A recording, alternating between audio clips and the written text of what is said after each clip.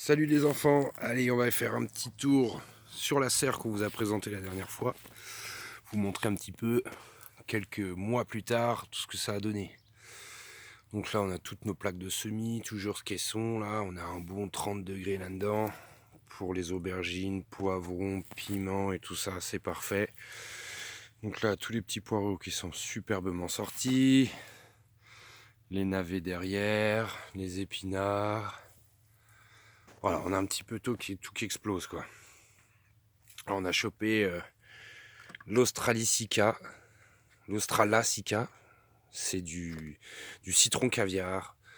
Là, on a du citron Kombava, on a du kumquat là-bas aussi. Ça aime bien les bonnes températures. Alors, là, on a fait les fameux petits, comment ça s'appelle? Les radis noirs. Voilà, les radis noirs, ça s'en sort plutôt pas mal. On a des rongeurs qui sont venus attaquer ça par le dessous, des gros rongeurs, un type rat. Donc on est allé poser de la laine de mouton là-bas.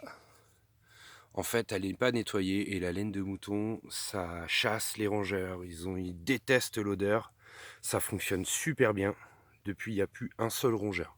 Si c'est pas suffisant, on en rajoutera un peu.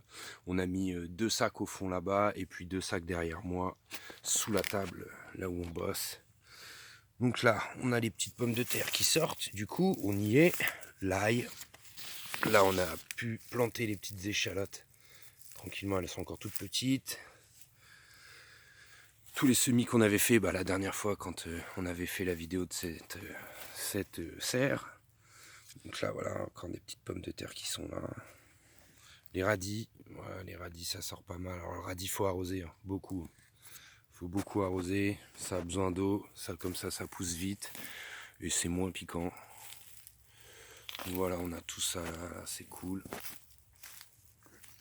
Donc il y a les petits pois aussi. Voilà, les petits pois sont là, c'est cool ça. On a fait les semis de petits pois il y a la dernière fois. Et donc du coup là ça sort bien. C'est plutôt cool. On a les fèves aussi. Je vais vous montrer les fèves. Ça, les fèves, c'est vraiment top parce que elles sont vraiment bien parties. Voilà. Les petites feuilles avec les petites fourmis dessus là. Vous les voyez là, les petites fourmis. Hop là, alors elles vont élever des pucerons.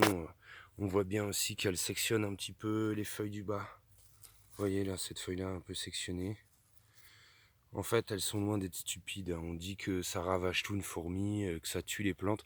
En fait, pour être honnête, elles vont s'en nourrir un peu, mais elles vont attaquer surtout les feuilles du bas. Et enfin, c'est ce que je peux remarquer là, hein. Elles attaquent les feuilles du bas, elles vont y élever des pucerons et tout ça. Et en fait, ça équilibre hein, les choses. Hein. Faut les laisser, les petites fourmis. Hein. Elles font un boulot super efficace. Et puis dès qu'il y a un insecte qui va venir attaquer la plante, eux, ils vont l'éclater, quoi. Hein. Ils vont lui dire allez va-t'en, ou alors ils vont carrément la découper en petits morceaux. C'est leur plante, quoi. Hein. Et elles en ont besoin de cette plante, donc elles vont pas la tuer, quoi. Donc voilà, on a mis le voile de forçage. Ça, c'est pour quand ça prend un petit coup de gel. Le tunnel nantais, il était déjà posé, je crois, la dernière fois. Donc bâche plus voile de forçage. Là, les petites laitues. Là-haut, on a les betteraves qui sont sorties. Là, les petits pois, je vais aller les planter immédiatement à l'extérieur. Les navets. Là, on a encore du poireau avec des petites betteraves. Là, ça sort un peu moins bien ici, mais ça va sortir tranquillement. Là, on a du céleri qui n'est pas encore sorti. Je les ai semés il n'y a pas si longtemps. Donc là, on a la scorsonère, c'est un espèce de salsifis russe. Ça résiste à des températures très basses. Donc là, hop. Aujourd'hui, il fait assez chaud, donc je vais le découvrir. Le kumquat, voilà. Le kumquat, il y a un petit fruit qui est là. Hop, c'est parfait. On va attendre qu'il devienne un peu plus orange et on va pouvoir le grignoter. Voilà. Là, on a de la petite pomme de terre qui sort aussi. Ça met un peu plus de temps, comme je vous avais expliqué. Du coup, en fait, cette butte-là, là, elle est côté nord, donc ça prend un peu moins le soleil, surtout qu'en plus, on a le voile de forçage qui est juste à côté. Et puis là-bas, c'est côté sud. Donc forcément, les pommes de terre, les radis, tout ça, ça sort beaucoup mieux. Mais bon, c'est pas mal, puisque du coup, on va quand même avoir de la pomme de terre, et puis ça va échelonner. Comme ça, on aura plus les pommes de terre côté sud en premier, et puis celle-ci après. Donc du coup, pour les pommes de terre, pour les planter en extérieur sans protection, ce qu'il faut retenir comme indice, c'est le lilas. Quand le lilas est en fleur, vous pouvez mettre les pommes de terre à l'extérieur. C'est pas compliqué, c'est là du remède de grand-mère, voilà. Voilà, les petits radis, voilà, il y en a un peu partout. C'est super. Alors j'avais balancé aussi des graines de chia. Donc c'est marrant, sur le coup je me dis bah c'est de l'ortie qui pousse quoi, c'est pas cool ça. Et en fait bah non, je suis tilté, je commençais à enlever un peu. Et puis je me suis dit mais attends, mais t'as balancé des graines de chia mec. Et du coup en fait c'est pas, voilà, on croirait un peu de l'ortie, mais c'est pas du tout, c'est du chia, donc je connais pas la plante, on verra, on va bien voir ce que ça donne. Voilà voilà, hop, on va aller voir à l'extérieur pour les fèves. Les fèves et les petits pois qu'on avait semés, je vous avais montré un peu, hein, ça commençait à sortir. Là, du coup, bah, c'est bien sorti. Du coup, là, on les met quand même à l'abri, sous tunnel nantais. Comme ça, la nuit, quand les températures redescendent, eh bien, c'est quand même protégé, quoi. Hein, parce que on est en Normandie, et puis, bah, voilà, ça peut piquer fort. Voilà, donc on a fait toute cette ligne. Voilà, tranquillement. La journée, il faut ouvrir forcément. Parce que la fève, le petit pois, ça aime pas du tout la chaleur, quoi. Voilà, et puis derrière, une autre butte. Donc on a installé les tunnels nantais extérieurs, comme vous pouvez le voir là. Hop. Tchac.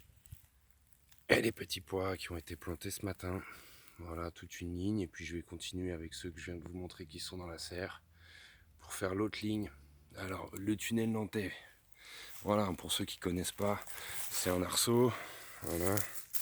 Une petite corde qui passe et qui est croisée en fait dans chaque arceau. Tac, tac, de chaque côté.